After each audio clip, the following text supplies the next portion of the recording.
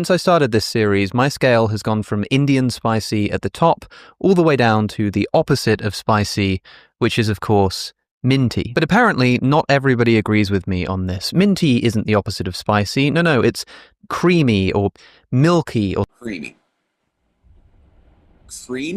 Milky?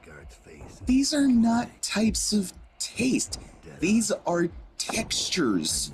Now, I'm not gonna pretend like minty didn't make sense to me at first, but now you guys are the ones who are sounding like buffoons. This is like saying the opposite of white isn't black. It's Italy.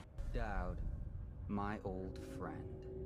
It's been a long while, but you've got my interest again. How the years pass and the bodies fall.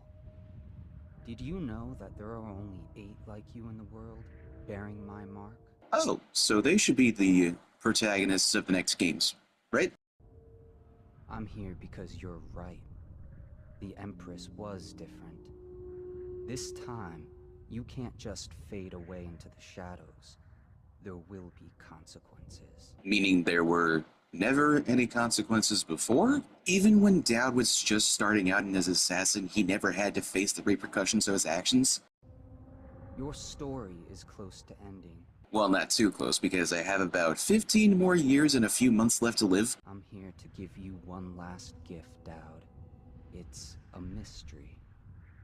One that starts with a name. Delilah.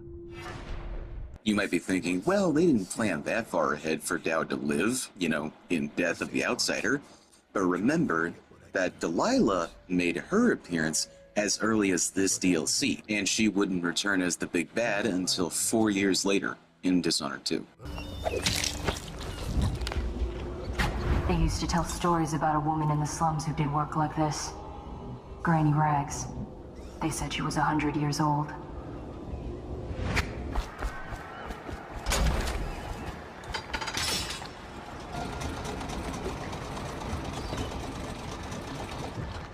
I think I'm actually a big fan of this mission, which is sad because it's the first one. It has a strong setup. I think Bundry Rothwild is a strong target. It's the design, the layout of the slaughterhouse. I'm not a big fan of it. I think it mainly has to do with these fucking guys. Hate them. Remember the tall boys? Similar agitation. The sound design of the slaughterhouse. The clinking and clanking of metal, the breathing of the giant whale, the sound the warehouse makes when it starts to blow up.